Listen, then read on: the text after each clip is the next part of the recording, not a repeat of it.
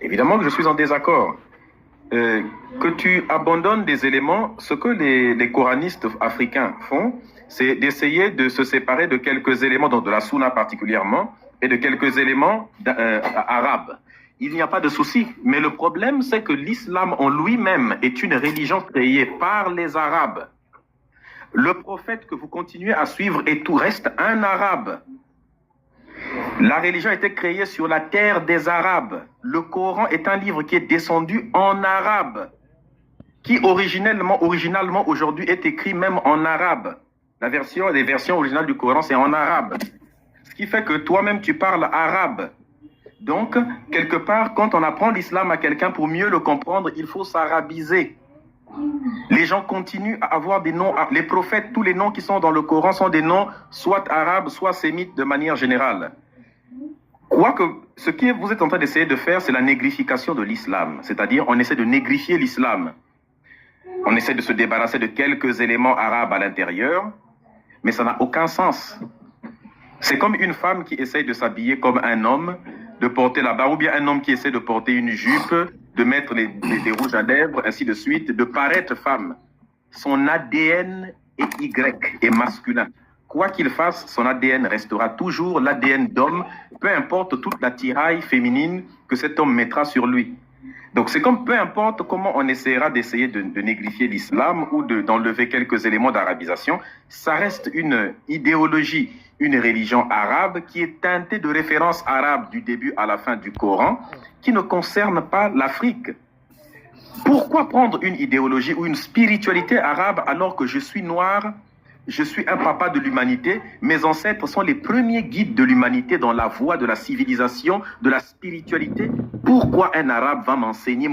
Donc, si j'accepte le Coran, je dois accepter que Dieu a fait descendre un arabe sur terre, Mohammed, et que lui va venir m'enseigner et nous enseigner la voie vers Dieu.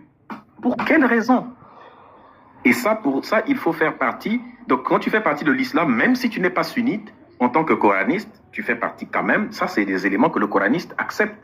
Le coraniste ne peut pas refuser Mohammed, ne peut pas refuser l'arabe, qu'il y a le fait que le Coran soit descendu en arabe, que ce soit un livre arabe. Ça reste quand même un fait. Donc, voilà pourquoi je disais que, malgré tout, je suis quand même d'accord avec le coranisme sur un point, c'est que ça nous facilite, nous, la tâche en tant que kémite, parce qu'une fois que quelqu'un quitte le sunnisme, c'est beaucoup plus facile de lui faire quitter l'islam parce qu'il suffit simplement d'appeler la même logique qu'il a utilisée. Tu parles par exemple du Coran. Tu sais très bien que le Coran est bourré d'erreurs scientifiques. Le Coran, par exemple, te dit que l'os entre les côtes et les lombaires, c'est là où le sperme se fabrique entre les côtes et les lombaires. On sait que c'est faux. Quand on lit le Coran, on voit très bien que Allah, lorsqu'il parle de Dhul-Qarnayn, qui est allé voir le couchant du soleil, là où le soleil se couche, et il a vu une rivière debout. Tu sais très bien que c'est faux, il n'y a pas de couchant. Là où le soleil se couche, le soleil ne rentre pas dans une rivière debout, ce n'est pas scientifiquement correct. Dans le Coran, par exemple, on demande, dans la sourate 4, verset 34, on demande de taper. Après, bon, vous avez plusieurs significations là-bas. Taper la femme, vous avez plusieurs significations. Le Coran dit que les monstres de la femme, ce n'est pas cool. C'est une malédiction. Le Coran demande de couper la main du voleur. La sourate, que ce soit la sourate At-Tawbah, que ce soit... Vous avez plein d'interprétations pour ces différentes sourates que vous faites vous-même. Le problème, c'est que quand on lit le Coran, on trouve de quoi être violent à l'intérieur. Quand il dit que le musulman, c'est celui qui tue et se fait tuer. Quand le Coran... Il y a plein de choses qui ne vont pas dans le Coran. Plein de choses. La sourate 9, verset 20, la sourate 65, verset 4... Il y a plein d'éléments, sans ajouter Aïcha et les autres. Lorsqu'on lit la sourate de manière extrêmement logique, quand on ne veut pas baliverner dessus, on voit très bien qu'il s'agit de divorcer avec une enfant, par exemple. Tous ces éléments sont problématiques. La sourate 4, verset 89, par exemple, tous ces éléments sont problématiques. Donc le Coran en lui-même a beaucoup de problèmes. Mais ça, c'est un débat que vous pouvez faire peut-être avec les suites. Même sans la Sunna, on voit que le Coran a beaucoup de problèmes. Les erreurs scientifiques, il y en a beaucoup. Dire que, par exemple, lorsque Allah dit dans le Coran, par exemple, dans la sourate, comment ça s'appelle déjà?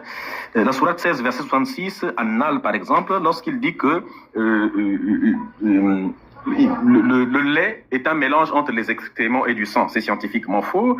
Quand il dit, par exemple, dans la sourate 23, verset 14, que les os se forment avant la chair, on sait que c'est faux, ce n'est pas scientifiquement correct. n'est-ce pas? Je crois que c'est Sourate 86, versets 5, 6 et 7, hein, à Attari, là où il parle entre les côtes et les lombaires. On sait que ce n'est pas correct. Dans la Sourate 54, verset 1, lorsqu'il dit que la Lune a été fondue en deux, on sait que c'est scientifiquement faux. Quand il dit que les fourmis parlaient dans la Sourate 27, verset 18, ou bien quand il parle des tonnerres, par exemple, le tonnerre ou la foudre, c'est pour frapper qui il veut. Ce n'est pas ça, c'est pas pour frapper ni les chétans, ni les êtres humains, quoi que ce soit, mais c'est un phénomène qui est parfaitement explicable en science. Que ce soit dans la Sourate Yunus, en fait, il y a plein d'éléments de ce genre. Sourate 25, verset 47, en fait, quand il dit que voilà, c'est Allah qui allonge l'ombre derrière les êtres humains. Non, c'est simplement une projection de l'absence de lumière. Donc, tous ces éléments, sans rentrer dans la sunna ou quoi que ce soit, en se basant uniquement sur le Coran, il y a beaucoup d'endroits où le Coran pêche. Pas bien.